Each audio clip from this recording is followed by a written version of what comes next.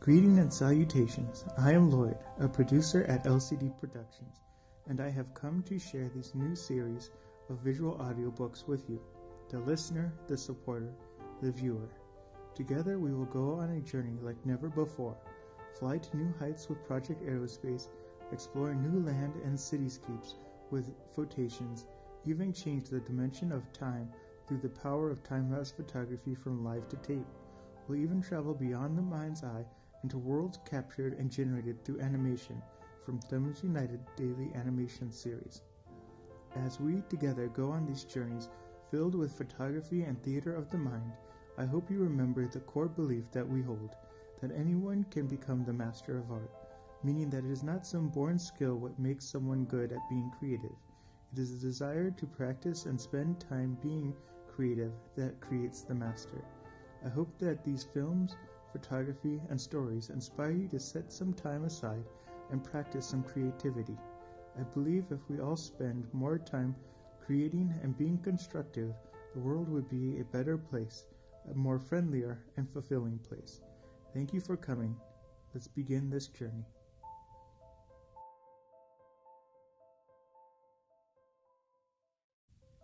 Thank you for experiencing this journey we have created here at LCD Productions. For more information on how to support these films and projects, visit photations.com/support. Fine art photography prints from journeys around the world can be purchased from photationsstore.com, and digital downloads of our photography and visual audiobooks is available for personal use. Commercial use is available at a different rate. Thank you for your time. I hope to see you here again.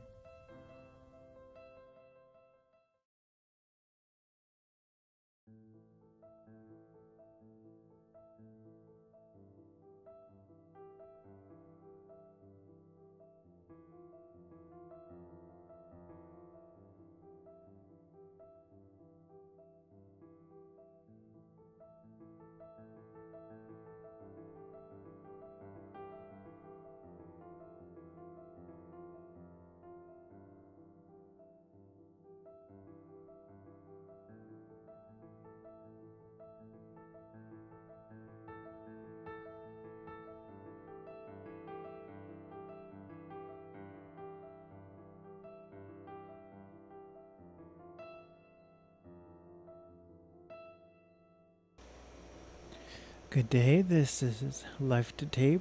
We're recording the visual and audiobook, The Airship, The Golden Hind, Chapter 4, The Departure. Will next Monday suit you fellows to take on, officially inquired Fordyke at the chums prepared to depart? I want a trial flight on that day, and if anyone proves satisfactory, I'll make a formal entry at once. M. Chavez stipulates that entries must reach him in writing by noon on the 13th. That leaves us with only 8 days clear. Monday it is, sir, replied Kenyon promptly. We'll have everything fixed up as far as our private business is concerned before then. In fact, we should arrange to join earlier, couldn't we, Peter? Peter Branstein signified his agreement. Hardly necessary, observed Fordyke, but if anything unforeseen transpires before then, I'll wire you. During the next few days there was much to be done in quarrying up the motor transport work. Notices were issued starting that the principals, Messier, Kenyon, and Brandon would be away for 6 weeks, during which time all orders could be safely entrusted to their work manager. Even that individual had no inkling of the nature of his employee's forthcoming absence. The secret jealousy guarded had not yet leaked out. On the other hand, the press published a report of M. Chavez's offer and stated that 3 entries other than British had been received. The lack of enterprise on that part of the British airmen was commented upon, and an appeal issued to sportsmen to take an effort to prevent yet another record passing into the hands of foreigners. On the day following the journalistic Gerard, came the report that a British airship of unique design was approaching completion at a private aerodrome near Blandford, and that the Air Ministry had given instruction for all facilities to be offered to its crew in their attempt to circumnavigate the globe with a space of 20 days. Details, both erroneous and exaggerated, were given of the mysterious airship, together with plans that were unlike those of the Golden Hind, all as those of a modern dreadnought would be compared with. Those of the Drake fabulous ship. That was rattled the old man, declared Kenyon, when he reads the announcement. It did. Fordyke sent a wire asking his two assistants to join him at once.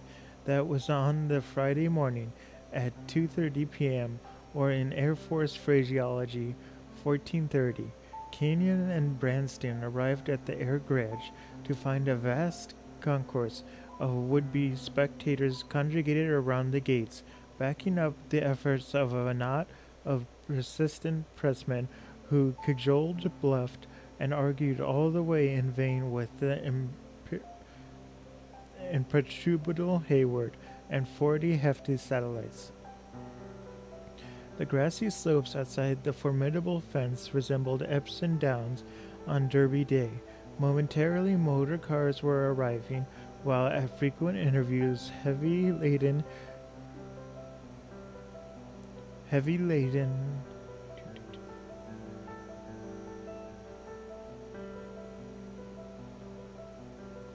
while at frequent intervals heavy-laden charbarances rumbled up and discharged their human cargo.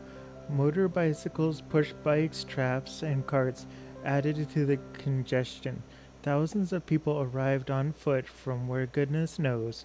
Hawkers and itinerants, previewers displayed their wares. Photographers, both amateur and professional, elbowed their way toward the forbidden ground, while their brass bands, at least a dozen individual musicians, added to the din. On the outskirts, temporary platforms had erected, while hires of telescopes held and opera glasses did roaring trade, people willingly paying to gaze at the interminable barrier of fire trees in the vain hope of catching a glimpse of the mysterious airship. It took Caton and Brandon the best part of an hour to literally force their way through the throng. By dint of shouting, "Gangway, please," they continued to make it a certain amount of progress until their arrivals, coupled with the ex-sergeant's effort to make the crowd stand aside, attracted the attention of the representatives of the press. For 5 minutes the latter bombarded the chums with questions, getting inconsistent replies that put the reporters on their mettle. "If we aren't allowed in, we'll take jolly good care of you, you won't be," shouted one of the press representatives, evidently mistaking Peter and Kenneth for favored spectators. There was a rush toward the gates. The half-dozen policemen assisting Hayward and his men were almost swept off their feet. Things looked serious. If Caton and his companions succeeded in getting past the gate, it would only be the midst of an excited mob. Just then Sir Reginald Forsyth appeared. Some of the local inhabitants recognized him, and the report of his identity quickly spread. So when he raised his hand to enjoy silence to the crowd surging forward, the gate ceased its clamor. "By preventing my navigating officers, you only defer your own ends," he exclaimed in ringing tones. "The airship is not ready for a flight, nor is she open to inspection. A trial flight has been fixed on Monday next. On that day, the aerodrome will be flown open to public inspection, and," he added with a disarming smile, "there will be no charge for admission." Almost instinctively, the demeanor of the crowd changed. There were calls for cheers for Sir Reginald Forsyth. Someone started singing, "For he's a jolly good fellow." The baronet turned and hurried away precipitately. Publicity he hated. Kenneth and Peter, taking advantage of the diversion, slipped inside the barrier and found Forsyth awaiting them beyond the bend of the carriage drive. Good old British public, he exclaimed. By Jove, they put the wind up me. I thought that they would be swarming like locusts over the Golden Hind. We'll have to circumvent them. Only last night some of the crew found a fellow prowling round the shed. Goodness only knows what for. He picked some sort of yarn and silence. We were under the Defense of the Realm Act. I couldn't detain him, but this crowd scares me. We'll get out tonight, even if we have to drift, and they have the run of the place on Monday, as I promised, but I said nothing about the airship being here or otherwise. Where's your kit? Somewhere between here and Blandesworth railway station, replied Peter.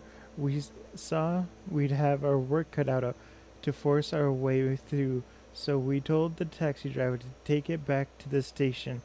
It isn't the first time we've pattered our kit, eh, Kenneth? I'll send for it when the crowd thins, decided Sir Reginald. Now I suppose you're wondering why I telegraphed you. The swarm outside offers a solution, said Kenyon. To the certain extent, yes, agreed Forsyth.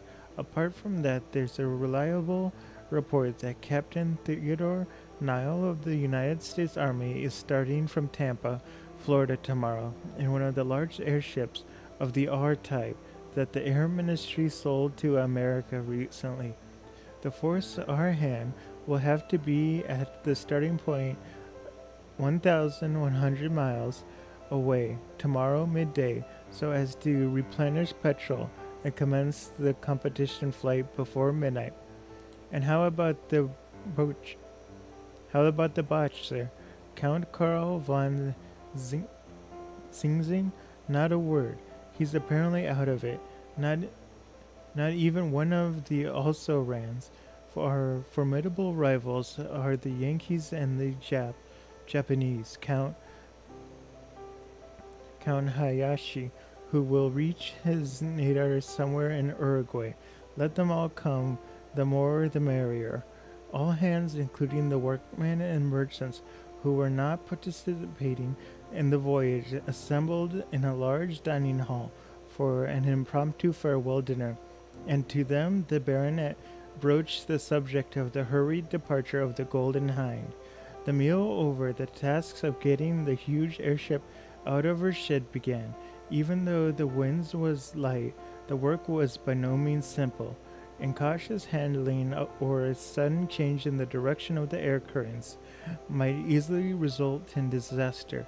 The operation had to be carried out after sunset and with the minimum of artificial light, since for the present the Golden Hind's departure was to be kept secret. With her bayonets charged sufficiently to give her a light lift, the airship rose until the base of the fuselage was bare 3 feet from the ground.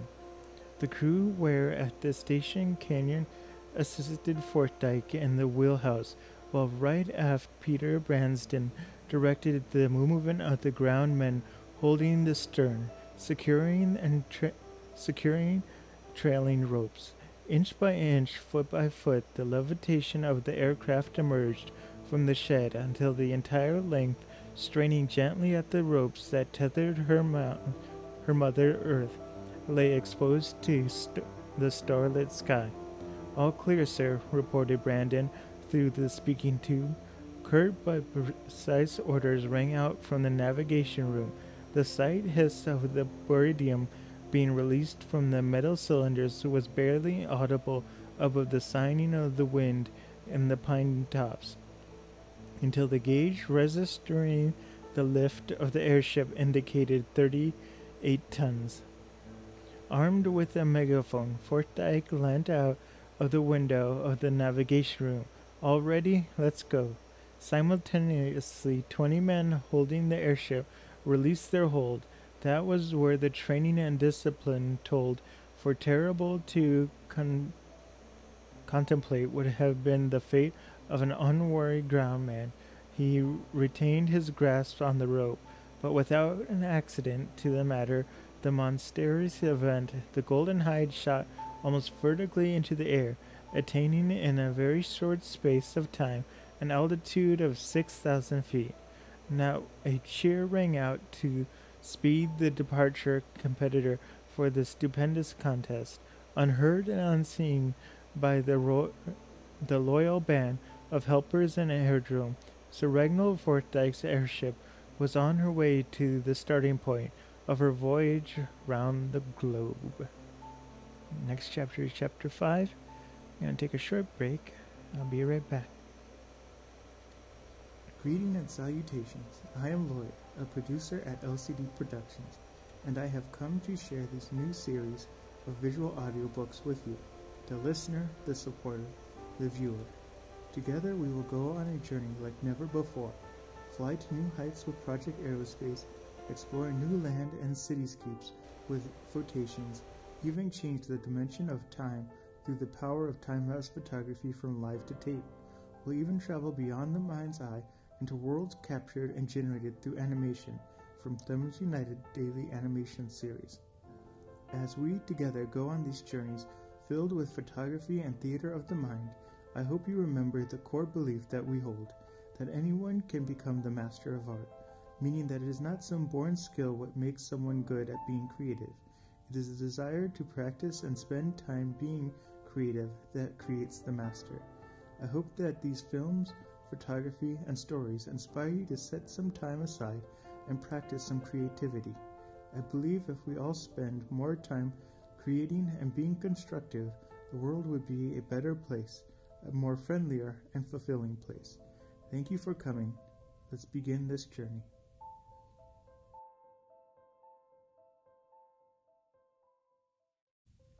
Thank you for experiencing this journey we have created here at LCD Productions. For more information on how to support these films and projects, visit photations.com/support. Fine art photography prints from journeys around the world can be purchased from photationsstore.com, and digital downloads of our photography and visual audiobooks is available for personal use. Commercial use is available at a different rate. Thank you for your time. I hope to see you here again.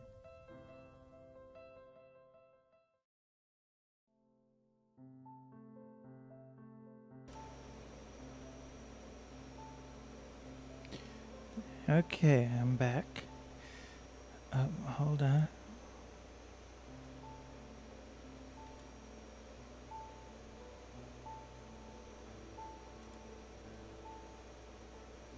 Okay. Chapter 5. First Away. Hanging apparently motionless in the air, although virtually she was drifting in a southerly direction at a modest 10 miles an hour, the Golden Hind maintained her altitude for the best part of half an hour before any attempt was made to start the motor. She was now all intent and purpose, a non-dirigible balloon floating aimlessly in the air. Peter Branston, his work aft accomplished, made his way to the navigation room, where he found the baronet and Keaton watching the galaxy of lights far beneath them. "We're drifting over Poole Harbor," observed Forsyth. "That's prohibited for private-owned aircraft, but who's to know?" "I often wonder what would happen," said Peter, "if a non-dirigible drift over a prohibited area. Hang it all, the ballast couldn't control the wind, neither can the air ministry. So what's this poor fellow to do?" From their lofty post of observation, the officers of the Golden Hind could see the coastline standing out distinctly in the starlight. Away to the southeast, the powerful St. Catherine's light threw its beam aftward. The sky, in succession of flashes every 5 seconds, nearer but less distinct, could be seen the distinctive lights of the needles of the Hearst Castle, then a curved line of glittering pinpoint, the esplanade lamps of Bermuth, the southern west and lesser glare of Sandwich, and beyond the glow of Anvil Point lighthouse, lesser lights like myriad of glowworms denoted its scattered towns, villages, and detached houses ashore, while right ahead, and for the most visible part, by the aid of binoculars, could be discerned the red, green, and white navigation lights of shipping passing up and down the channel. The three men watched the nocturnal panorama almost without emotion. The sight would have moved a novice into rapture of delight, but to the veteran airman there was a little new, except perhaps that in the place of star shell searchlights, flaming onions, and exploding shrapnel were the lights of a nation once more at peace with her neighbors, even if not so with herself. Forte glanced at the clock set upon the bulkhead. Time, he announced laconically. Indicators clanged in various parts of the ship. Within a few seconds, the six motors started by compressed air were roaring and swaying slightly under the resistance of the gas bag overhead. The airship gathered way. In the place of complete calm came the rush and wind of the wind as the Golden Hind leapt forward. May as well be on the safe side, remarked Forsyth. Switch on the navigation lights, Kenyon. I don't fancy another bus barging into us. He gave the order through a voice tube. Promptly one of the crew appeared from below. Take her, Taylor, said the skipper, indicating the helm. Following wind, no drift. Course south 34 west. South 34 west. It is, sir, repeated the man, peering into the bow of the gyroscope compass. Now, you bright beauties, take my tip and turn in, said Forsyth, addressing Peter and Kenneth. There won't be much doing tonight. I hope you may as well make the best of things. If you relieve me at Fort Canyon, good. The chums left the navigation room and made their way to their cabin. Here, although adjoining one of the motor rooms, there was comparatively little vibration, but the noise was considerable. We'll get used to it, observed Peter, as he proceeded to unpack his luggage, which had been brought from Belford Station and put on board only a few minutes before the Golden Hind parted company with terra firma. Seems like old times. Hanged if I thought I'd ever be up again. Between ourselves, I prefer a bus, confided Kenyon. Doesn't seem quite the right thing being held up by a gas bag. Be thankful for a small mercy, you old blighter, exclaimed his companion. Turn in as sharp as you can, because it's your watch in 4 hours' time. It seemed less than 10 minutes before Kenyon was awakened. His first impression was that he was being aroused by his Batman, and that illusion was heightened by the fact that the man held up a cup of tea. 10 to 4, sir, announced the airman. I've made you something hot. Kenneth thanked the man, drank the tea, and slipped out of his bunk. He was aware as he donned his clothes that the Golden Hind was pitched considerably. Peter, sound asleep, was breathing deeply. There was a smile on his face. Evidently his dreams were a pleasant one. On his way forward, Kenyon stopped to exchange a few words with the air mechanic, tending the two after motors. Running like clocks, sir, replied the man, and answered Kenneth's inquiry. If things go on as they're going now, I'm on a soft job. The first streaks of dawn were showing in the northern eastern sky, and the revealing pilot clambered up the ladder and gained the navigation room. Forsyth, busy with parallel rulers and compasses, was bending over a chart. Morning, he remarked genially, when he came aware of the presence of his relief. Everything okay? Doing 80, and there's a stiff following. Wind force 5, altitude 5,500 feet. Course south 3/4 west. That's the lot, I think. We ought to be sighting over the Spanish coast in another 20 minutes. Forsyth waited until the helmsman had been relieved. Then, giving another glance ahead, he turned to Canyon. We passed something going in a westerly direction at 1:15 a.m., he announced. An airship flying fairly low, about 2,000 feet, I should think. Not a competitor, sir. Hardly. No one but a born fool would think of taking a westerly course round the earth if engaged in a race against time. We were passing over Belle Isle on the French coast at the time, and it rather puzzled me why an airship should be proceeding west from By Canyon coast. French patrol, possibly, suggested Canyon, or a Hun running a cargo of arms ammunition to Ireland. I signaled her, but she didn't reply. Right, oh, carry on. Fordyke went to his cabin to sleep like a log. He was one of those fortunate individuals who could slumber almost anywhere and at any time, but rarely ever did he sleep more than 5 hours at a stretch. Even after a strenuous day's mental and physical work, he would be as fresh as paint after his customary cocktail.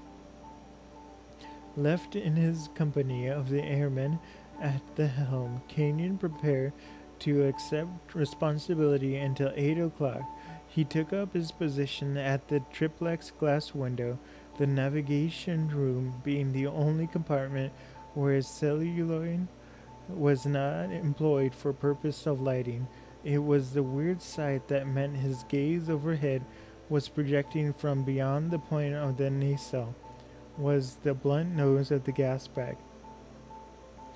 The port side tinted a rosy red as the growing light glinted on it, the starboard side showing dark gray against the somber sky. 1,000 feet below were rolling masses of clouds, their neither edge suffered by dawn. Between the rifts of the banks of vapor was apparently a black, unfathomable void, for as yet the first signs of another day were vouchsafed only to the airmen flying far above the surface of the sea. Already the stars had paled before the glowing light. Wisps of vapor, clouds on higher plane to denser ones below, were trailing afterward the course of the Golden Hind until overtaken by the airship's high speed. There were parted asunder to follow in eddying wake of the powerful propellers. In the navigation room being placed right forward, a jerk motion of the fuselage was noticeable in Kenyon's cabin, the greatest exaggerated. It was a totally different sensation from being in an airplane when the bus entered a pocket. It reminded Kenyon of being a lift during an alternatively started up and down with only a brief interval in between. Rather vague, the pilot wondered what he would be like at the end of a 21 day of this sort of thing. Bucking a bit, isn't she, Thompson? He remarked to the helmsman, who relieved of the responsibility of maintaining a constant altitude by the fact that the airship was automatically controlled in that direction, was merely keeping the vessel on her compass course. Yes, sir, replied the man. She'll be steadier when we trim the planes. Might have thought that before, so coincidentally, Canyon. He remarked that the 6 wings were secured in horizontal position. For the present, the Golden Hind was kept up solely by the lift of the baridium in the ballets. Not until it was fully light would Fordyke reduce the gas in the ballets and reply upon the plane for lift. A quarter of an hour later, while Kenyon was engaged in making an entry in the log, the helmsman reported land ahead. The Golden Hind was approaching the Spanish coast, not in the hostile way in which her namesake did, but on the friendlier voyage across a country that, if not exactly an ally, is bound by strong ties to Great Britain. The airship was soon passing over Stander. Ahead, the Caribbean mountains reared themselves high in the air that the Golden Hind had to ascend another 3,000 feet to ensure an easy crossing. The 8 o'clock Forsyth appeared in the navigation room. Under his orders, the airship's speed had been sensibly diminished. He intended to put a practical set the lifting powers of the six planes. Close behind him, Bransding, on whom the duties of the officer of the watch devolved for the next 4 hours. "Well, old bird," he observed genially, addressing his chum, "how goes it?" "Fresh as paint," replied Canyon, "but as hungry as a hunter." "Then hook it," continued Peter. "The cook's dishes are up stupendously breakfast." Canyon made a hurried but simple meal. He was anxious to see how the Golden Hind maneuvered as an aeroplane. Upon returning to the navigation room, he found that the six comparatively small wings were being tiled to an effective angle, while a large quantity of barium was being exhausted from the alternate ballots into the pressure flask until there was only enough lift remaining in the envelope to prevent dropping earthward, and thus disturbing the stability of the fuselage by acting as a top hamper. Simultaneously, instructions were telegraphed to the air mechanic standing by the six motors to increase the number of revolutions. The change was instantly appreciated. No longer did the Golden Hind pitch. She settled down to a rapid, steady motion, her speed being not far short of 150 miles per hour. "No ailerons," exclaimed Fordyce. "Horizontal and vertical rudders only. Saves a lot of trouble and complication of gear." "Stunts not permissible, sir?" asked Canyon. "No," he replied. "They're not. We're on to do something definite. Not let the Spanish have an exhibition of an airship making a spinning nosedive or looping the loop, but we'll do a biplane, just to test the gliding power of the bus." He touched a switch by which the warning bell rang in each of the morning room. This was to inform the mechanics that the electric current would be simultaneously cut from the six motors, so that there would be no need on their part to endeavor to locate faults that did not exist. "Cut out," ordered Fordyce. Branding promptly depressed a small switch by the side of the indicator board. This automatically cut the ignition. The propellers made a few more revs and then came to a standstill in almost absolute silence, save for the whine of the wind. The struts and tension wires of the Golden Hind began her long, oblique glide earthward. Suddenly Canyon gripped the bayonet's arm. "Look!" he exclaimed. "Airship!" Forsyth did as requested. The Golden Hind was maneuvering high above La Mancha, an undulating, well-watered plain between the Monte del Torito and the Sierra Morena. 6,000 feet beneath the airship, the tower of Ciudad Real glinted in the slanting rays of the morning sun. "Our shadow, that's all," declared Fordyce. "No, not that," protested Kenneth. "More to the left." He grasped a pair of binoculars and looked at the object that had attracted his attention. It was a somewhat difficult matter, owing to the refraction of the triplex glass in front of the navigation room, where, in contrast to the rest of the windows, fireproof celluloid had not been employed. Before Canyon had got the airship in focus, the baronet had also spotted it. Apparently had just left its shed and was heading in a southeasterly direction, differing a good 4 points from that followed by the Golden Hind. "By Jove!" exclaimed Kenyon, "it's a Fritz. I can spot the black cross on the envelope." "In that case," added Forsyth calmly, "Count Karl von Singzing has stolen a march on us. He's one up."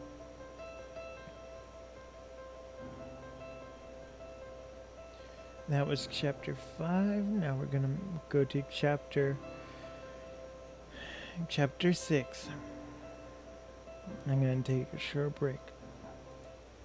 Greeting and salutations. I am Lloyd, a producer at LCD Productions, and I have come to share this new series of visual audiobooks with you, the listener, the supporter, the viewer. Together we will go on a journey like never before, fly to new heights with Project Aerospace, explore new land and cityscapes with photations, even change the dimension of time through the power of time-lapse photography from live to tape. We'll even travel beyond the mind's eye into worlds captured and generated through animation from Thumbs United daily animation series. As we together go on these journeys filled with photography and theater of the mind, I hope you remember the core belief that we hold, that anyone can become the master of art, meaning that it is not some born skill what makes someone good at being creative. It is the desire to practice and spend time being creative that creates the master. I hope that these films, photography, and stories inspire you to set some time aside and practice some creativity. I believe if we all spend more time creating and being constructive,